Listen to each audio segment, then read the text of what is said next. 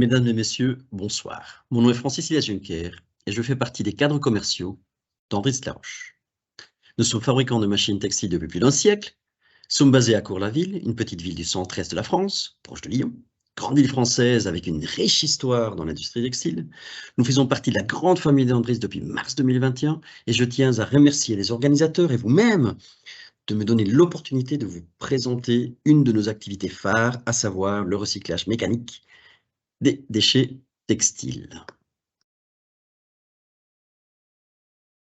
Après une brève présentation de mon entreprise, nous rentrerons dans le vif du sujet. Pourquoi recycler? Quel type de déchets textiles? J'assisterai sur le recyclage des vieux vêtements et linge de maison usagés avec une mention particulière dans la préparation de ceux-ci. Je vous présenterai quelques applications et nous conclurons tout ceci dans le temps qui m'est imparti, du moins je ferai tout pour.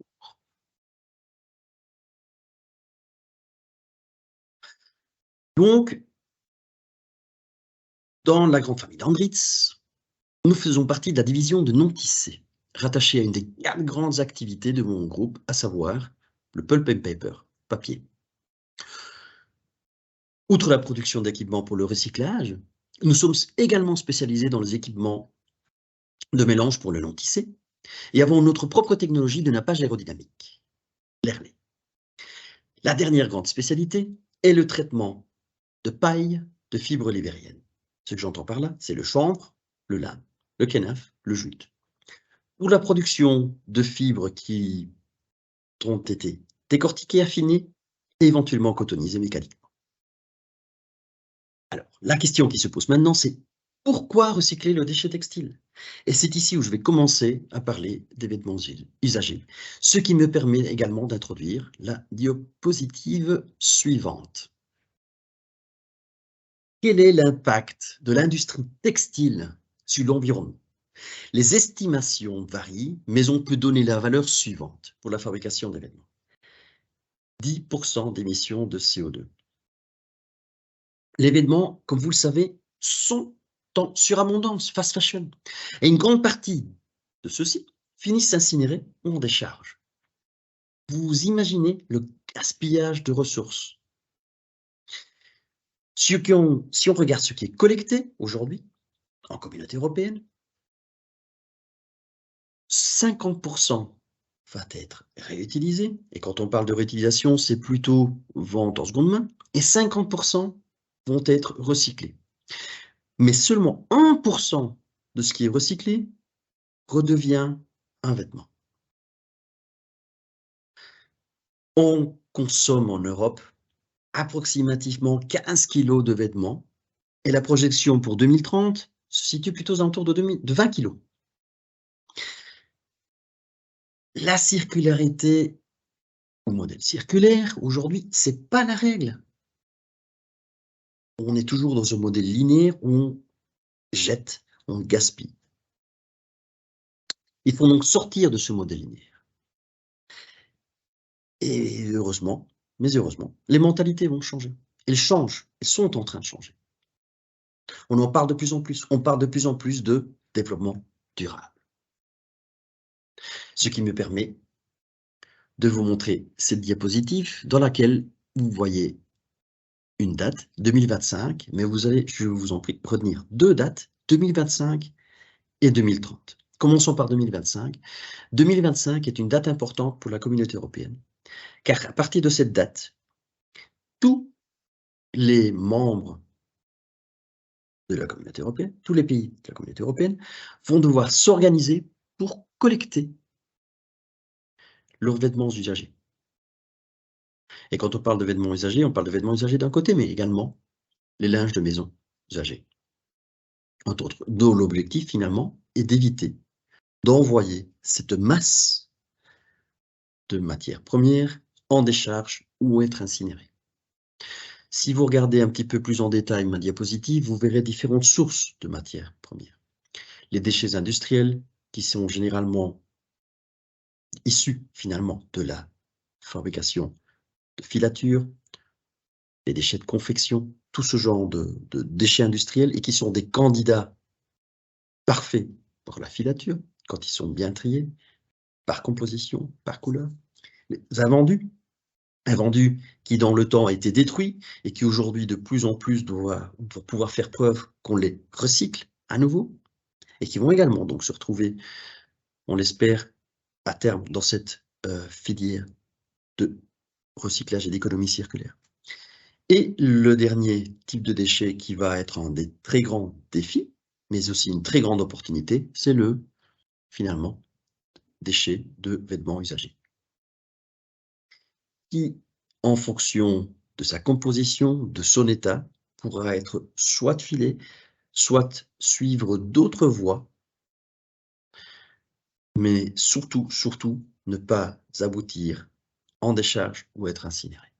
Quand on parle d'autres voies, on pense tout de suite à la voie du non-tissé, de l'isolant acoustique, de l'isolant thermique qu'on va pouvoir retrouver dans l'automobile ou dans les bâtiments.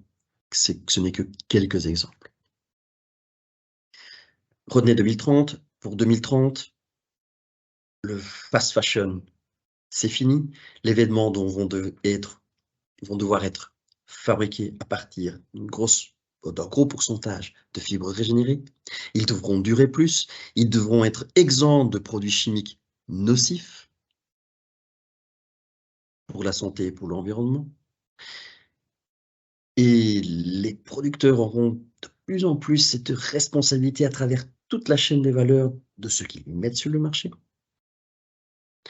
La circularité deviendra la règle dans cette vision de 2030. Et les vêtements devront être produits également de façon responsable, en respectant les lois sociales. Tout ceci, comme je vous dis, c'est un défi, mais ça représente une opportunité qui va avoir un impact, si on veut rentrer dans cette circularité, sur toute la chaîne de valeur, de la collecte, du tri et du recyclage. Car aujourd'hui, toutes ces étapes importantes, cruciales pour pouvoir rentrer dans ce monde circulaire, doivent être agrandies, montées en échelle. Scale up, comme on dit en anglais. Un diagramme valant mieux qu'un long discours. Le point de départ, finalement, de tout procédé de recyclage, c'est la collecte. La collecte et la deuxième étape, c'est le tri. Le tri qui, la plupart du temps, se fait manuellement, et ça, c'est également un des grands défis, c'est de pouvoir l'automatiser progressivement. Donc, des technologies sont développées, sont en train de développer, arriveront sur le marché pour pouvoir automatiser cette partie. Parce que c'est vraiment des grands points cruciaux qui vont définir si le déchet peut suivre finalement la voie mécanique, après avoir été coupé, éventuellement préparé, pour donner une fibre régénérée qui sera mélangée avec une fibre vierge, faire un fil et un tissu. Ou bien, pour autant que la composition soit bonne et que le déchet, finalement, si on parle de vêtements usagés, avec une bonne composition, mais de pas bonne qualité, vraiment très très loin, bah, finalement, la voie chimique, qui est une voie complémentaire. Ou bien finalement être traité pour se retrouver dans un non tissé. Tous ces voies-là existent et permettent finalement d'utiliser le déchet textile comme matière première, donc non plus voir le déchet textile comme un déchet, mais plus comme une source de matière première qui ne sera plus gaspillée. Cette diapositive nous montre donc une approche circulaire à partir de la collecte, préparation de cette matière première, recyclage mécanique qui va permettre de donner des fibres régénérées. Alors maintenant, quand on parle de recyclage mécanique en général, pour la filature, on pense surtout aux matières cellulosiques, au coton, à la viscose et à viscose, modale, à toutes ces fibres-là ou à des mélanges parfois en faible pourcentage de polyester avec une grosse quantité de fibres cellulosiques. Cette masse de fibres, on va la mélanger avec de la fibre vierge pour pouvoir, excusez-moi, fabriquer un fil et faire ainsi à nouveau un vêtement.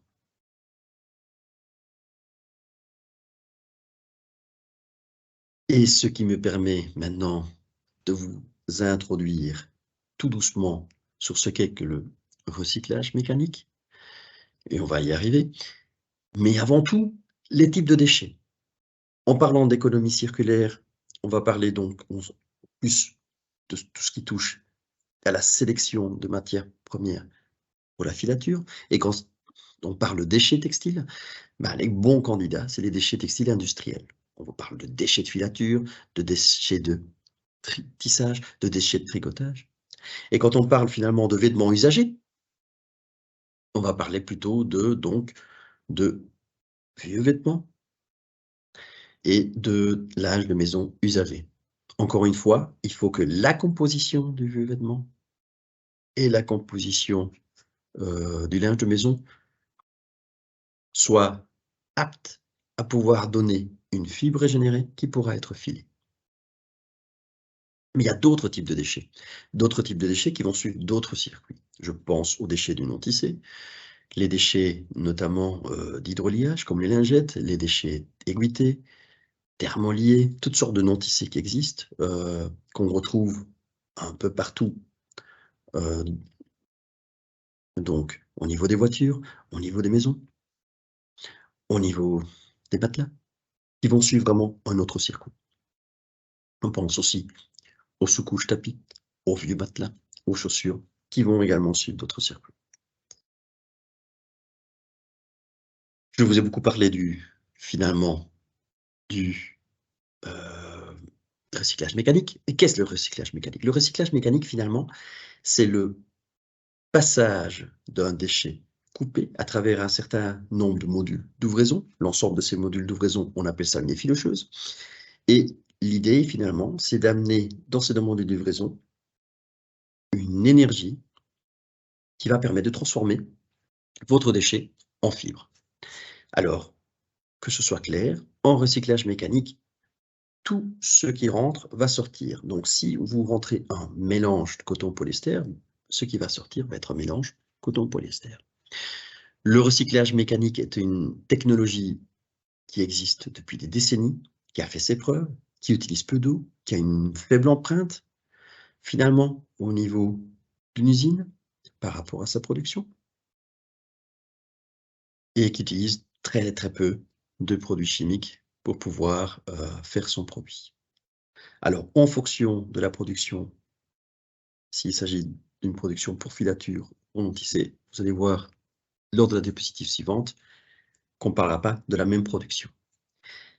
Quand on parle de recyclage mécanique pour de la filature, pour la production pour de la filature, il faut un recyclage mécanique qui soit doux, et c'est là-dessus qu'on travaille énormément aujourd'hui, pour l'amélioration des technologies, pour être le plus doux possible, pour obtenir une fibre qui ait la meilleure longueur possible, puisqu'il y a un impact finalement de cette technologie sur la longueur de la fibre, avec peu de nœuds, peu de neps, avec très peu de fils non ouverts, si possible.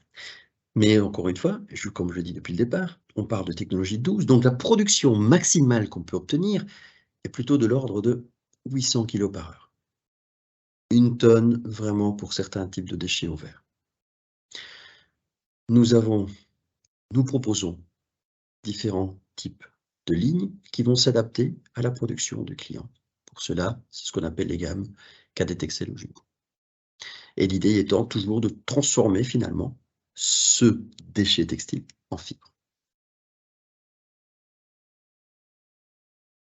Une mention toute particulière pour la préparation de la matière première, vieux vêtements, vêtements usagés, avant d'aller dans le niveau de l'effilocheuse. Ce que vous souhaitez faire, c'est la délisser. D'habitude, cette opération se fait manuellement, c'est-à-dire retirer tout ce qui est point dur, non textile.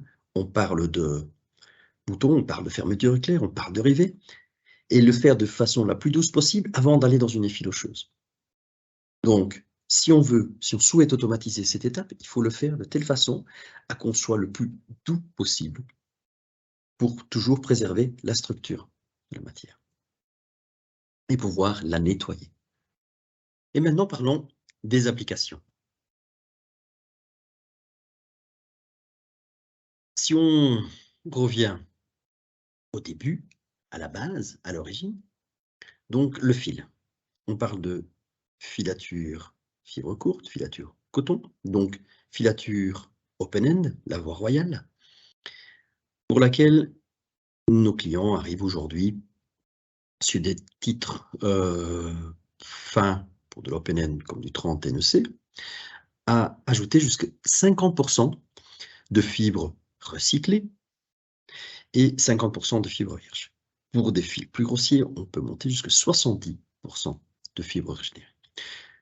La filature anneau, quant à elle, est beaucoup plus exigeante. Moyennant une sélection drastique de la source de la matière première, certains de nos clients nous parlent de 20 à 30% de fibres régénérées dans le mélange du fil. Une fois que vous avez votre fil, vous allez faire votre tricot, votre tissu, et parmi les applications, le candidat idéal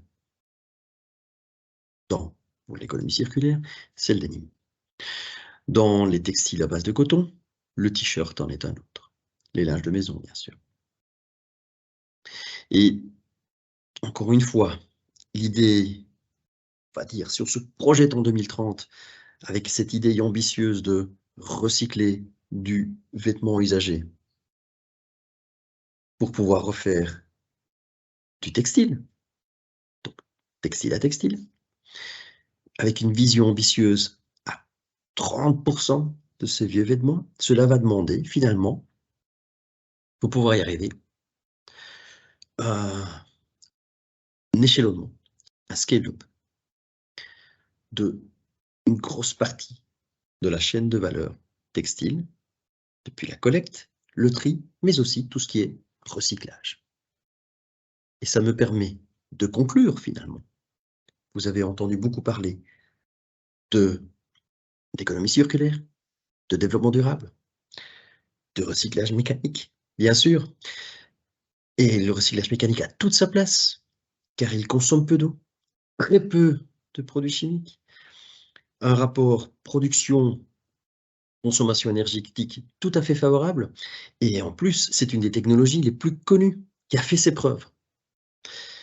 Donc, mesdames et messieurs, si vous avez l'occasion, si vous passez par Cours-la-Ville, vous êtes invités à nous visiter. Venez voir notre centre technique, dans lequel non seulement nous montrons nos technologies de recyclage, mais également de non-tissé et de traitement de fibres libériennes. Et on pourra discuter de façon plus approfondie du sujet. Et si vous passez à Milan en juin, donc de 8 au 14 juin, il y a cette énorme foire textile dans laquelle vous allez pouvoir trouver toutes sortes de technologies. Venez nous visiter. Si vous êtes intéressé par tout ce qui est recyclage textile en rôle neuf, où non seulement Andritz présente ces technologies de recyclage mécanique, mais également, puisqu'ils sont actifs là-dessus, ces développements dans le recyclage chimique. Et si vous êtes plutôt intéressé par le non-tissé, venez nous visiter au niveau du hall numéro 10. Je vous remercie pour votre attention et je vous souhaite de passer une excellente soirée.